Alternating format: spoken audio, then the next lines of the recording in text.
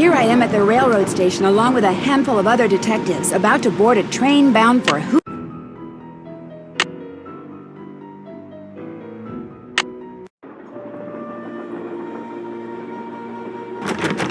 It's locked.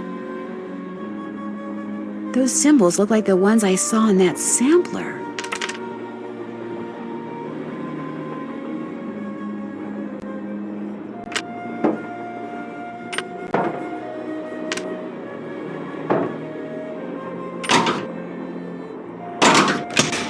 That square and that duck look very familiar.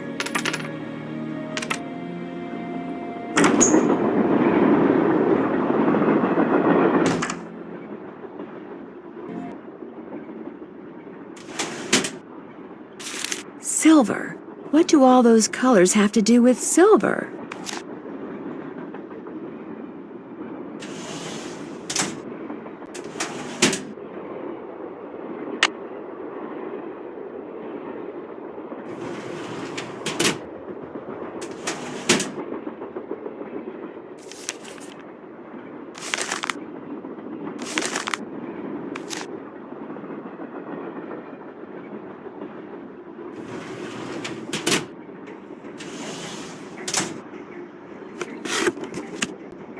Looks like to make this thing, whatever it is, I'm going to need a spyglass, a pickaxe, and a lamp. Citrine, amethyst, zircon, those are all gemstones, I think.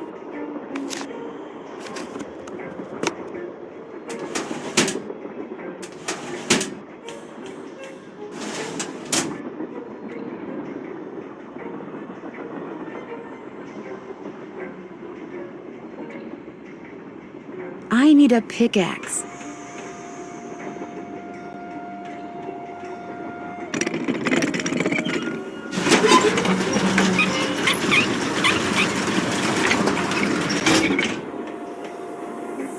I need a lamp.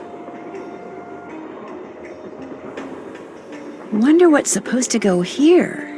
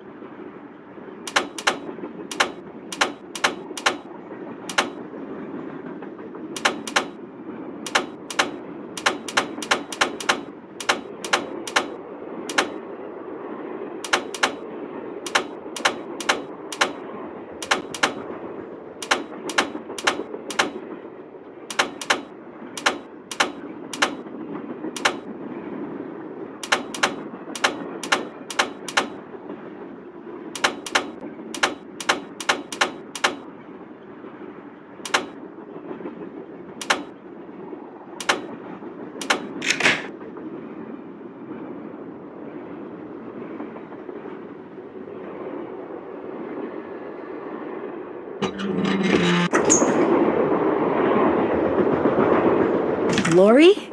Oh my gosh! I never thought you'd be the one to find me. No offense. Nadine? Nancy Drew. Well, as you can see, I wasn't really spirited away by ghosts or anything. That bookshelf in the dining car, you step on this thing in the floor in there, and it slides open. I practiced disappearing for weeks. So it was just all for show? Well, not entirely.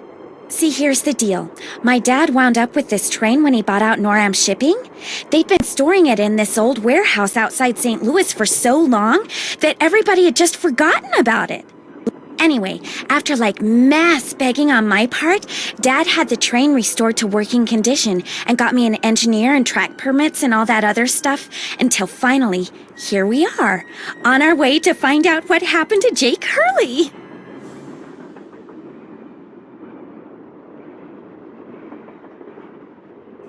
I think you were going to explain why you kidnapped yourself. Oh, right. Well, see, I was one of the first people in like 100 years to set foot on this train, okay? Everything was just the way it was when Jake disappeared. Except I also found this. It's a letter that Jake wrote in 1901 to his niece back east. He was real paranoid about claim jumpers, which is why he never told anyone where his mine was. But he was also afraid something would happen to him and no one would ever know where it was. So he wrote this letter to his only living relative, Ruth Kensington. Here, take it. You want me to have it? Why? Because you found me. See, in that letter, Jake tells Ruth that everything she needs to figure out where his mine is on this train. He also warns her that his wife's spirit is on the train too, which kind of creeps me out. But the thing is, to find Jake's lost mine, we need the train. How do you know this Ruth person didn't find the mine decades ago? Mostly because I found that letter in the wastebasket. It was like she'd gotten so ticked off, trying to follow her nutty uncle's clues, that she finally said to heck with the whole thing. So you want me to try to figure out where the mine is? Uh-huh. As for the other people on board, if you want to show them that letter, go ahead. It's totally up to you. We're going to Copper Gorge because that's where Jake buried Camille, so I figured his mine might be somewhere around there too. But if you think we need to go somewhere else, you just let me know and I'll have the engineer take us there. How come you didn't try to find the mine yourself? Maybe I did. Or maybe I just thought letting other people try to find it would be a good excuse to throw a party. I like parties. How well do you know your guests? Well, I don't know you or those Harvey guys at all. Hardy. Frank and Joe Hardy. Whatever. I didn't know John Gray before this either, but I love his show, and I figured he'd jump at the chance to investigate an honest-to-goodness haunted train, and now that someone has finally found me, I can finally go meet him for real.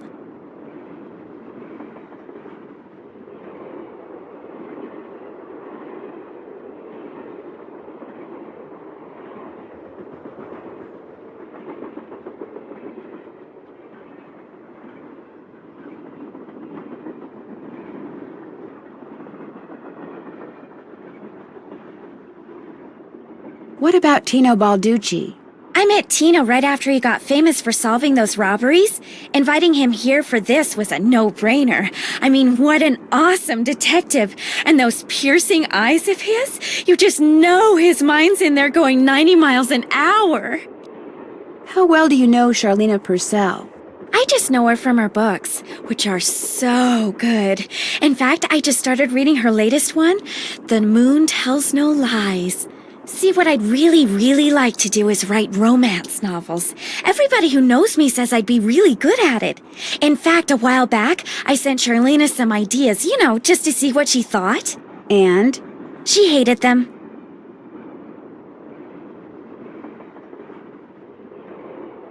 I'll come back later. Keep me posted!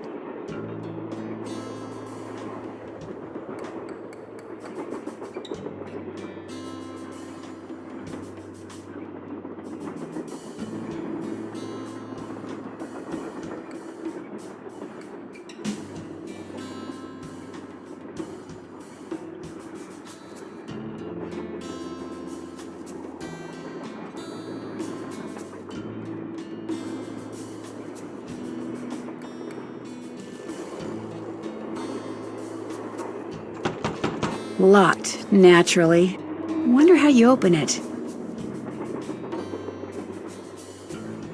Looks like a dance floor, maybe?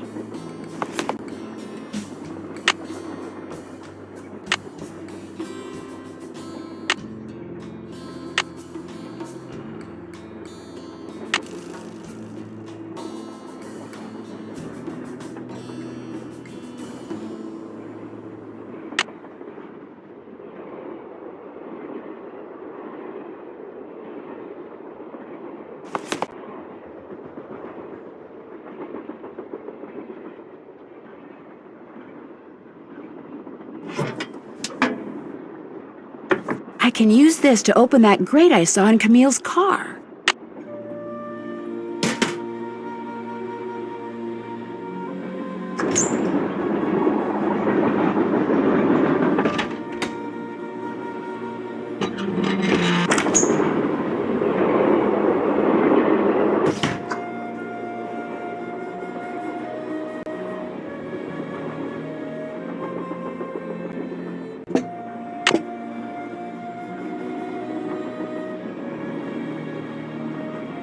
Well, it's the little lady detective. What do you need? I found Lori. She was hiding in the caboose. Oh, yeah? She disappeared because she wanted to see who'd find her first, which is why she left that clue behind. That slug? I mean, I knew that slug was a clue. That's why I gave it to you. I mean, I could have found Lori no sweat, but I thought, hey, why not give somebody else a shot? And you came through. Nice job. Thank you. But look, from now on, if you come across anything that may have something to do with Jake Hurley and his mind, let me know, okay? Just so I can, give you advice, help you sort things out. After all, the opportunity to work side by side with a world-famous police detective doesn't come along every day, you know. How did you and Lori meet? We met at a party in New York. Nice girl. Not a lot upstairs, but nice girl. She seems to have a thing for your eyes. Yeah, she always told me they were... I mean, she told me once that she thought they were very, brown. What do you think happened to Jake Hurley? He probably died trying to work that mine of his all by himself. But I'll let you in on a secret. I'm onto something that could crack this case wide open. What did you find? Sorry, can't go into detail. Let's just say that thanks to yours truly, what happened to Jake Hurley won't be a mystery much longer. It's been great talking to you. Anything for a fellow detective.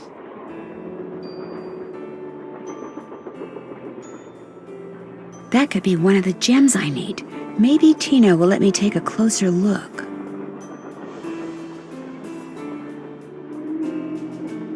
What's going on? Do you think I could take a closer look at that cougar statue? What, that cigar clipper? Go ahead, take a look.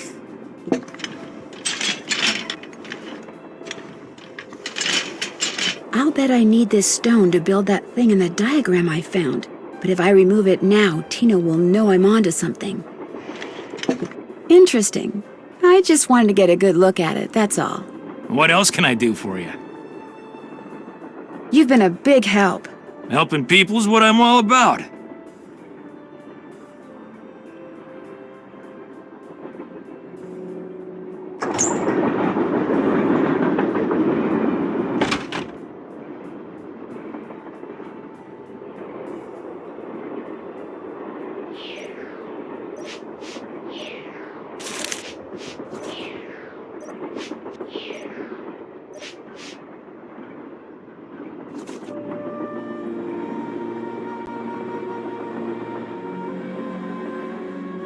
That tool I saw in the caboose. I bet that's what you used to unscrew these bolts.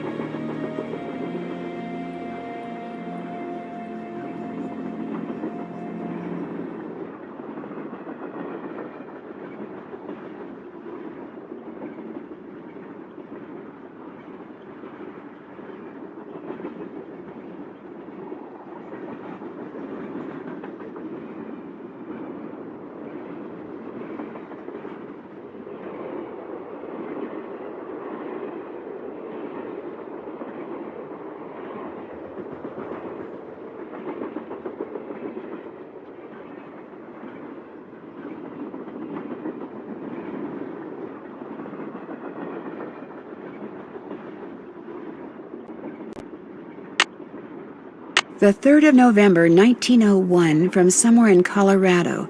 Dear Ruth, I know that we've never met, but now that your father, my estranged brother, is gone, you are my only living relative. I am writing to you to tell you about my mine before I, too, depart this earth, and its location is lost forever.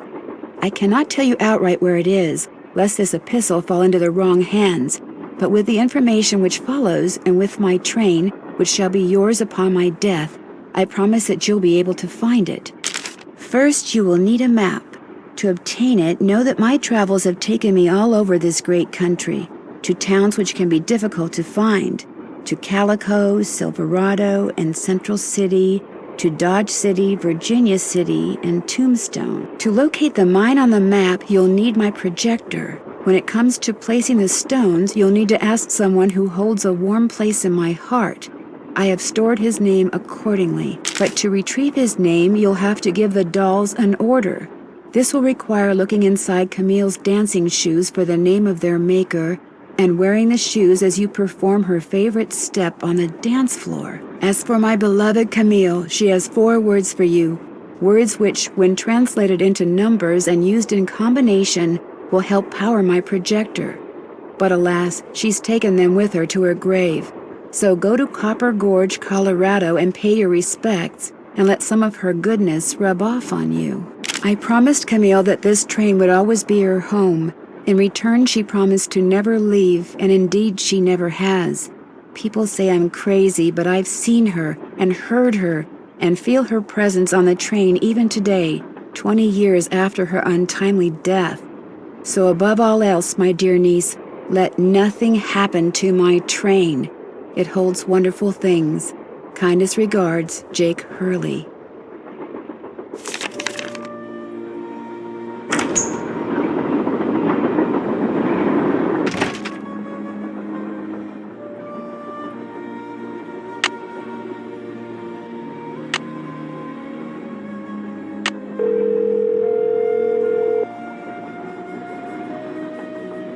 Hello? Hi, Bess. Hey, what's going on? Lori gave me a letter that Jake Hurley wrote to his niece, telling her how to find his gold mine. If Lori knows where the mine is, why doesn't she just make a beeline for it? Because apparently Jake was too paranoid to tell his niece outright where it was, so he filled the letter with all these weird, obscure clues. I don't think Lori could make heads or tails of them. I know I barely can. Sounds like when he lost his wife, Jake may have lost a few marbles as well. The name of the company that made Jake's wife's dancing shoes is too faded to read, but to find Jake's mine, I need to know what it is. Hey, I know what you can do. Take a picture of them with your cell phone, then send it to us, and we'll check them out for you. But I thought you guys had to paint Bess's room. Boring. Besides, we're going to have to take a break soon because we're almost out of paint. Probably because Bess has gotten more on me than she has on the walls. Anyway, send us a picture of the shoes via cell phone as soon as you can. Actually, I already sent you a picture of the shoes. Well then, hey, we're on it. You guys are the greatest. I know. Need anything else? Tino Balducci definitely has a thing for Lori Gerard. Really? Ooh, I bet the tabloids would love to hear that. What's more, I get the feeling Lori feels the same way about him. You mean there's some kind of mutual attraction thing going on between them? Something's going on between them. I'm not really sure what. We'll find out. I mean, that's a mystery worth pursuing. To heck with this Jake Hurley stuff. You'd give up the possibility of finding gold for gossip, Bess? For gossip this good? Oh, yeah. Talk to you soon. Let us know what happens.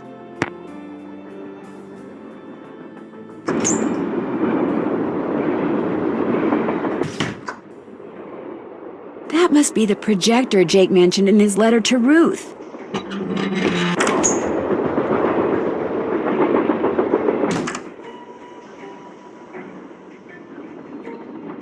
I wonder if this has something to do with that list of cities Jake mentioned in his letter to Ruth.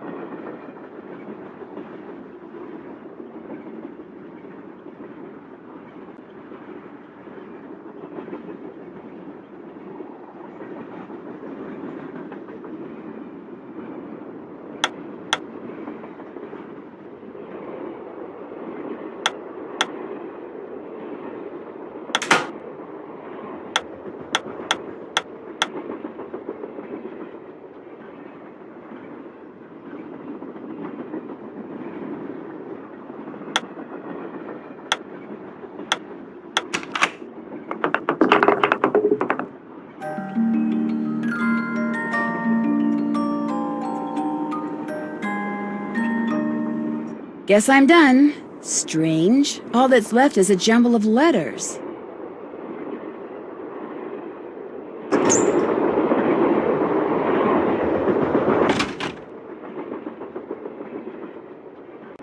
Looks like I need to enter 8 letters into this thing. The question is, which 8 letters?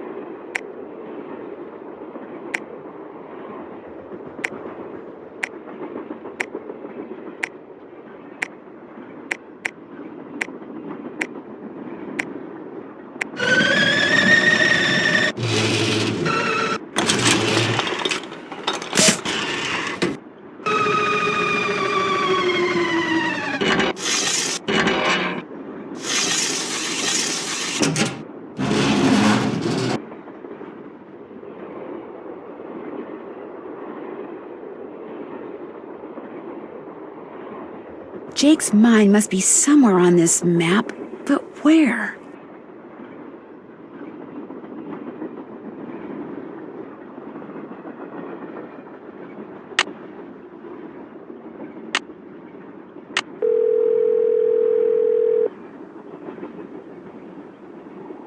Hello? Me again. Just checking to see whether you were able to find out the name of those dancing shoes yet. Your wish is our command. But hang on to your hat. The name is a real mouthful. The shoes were made by Chaussette Chateauyantes, Chausssettees,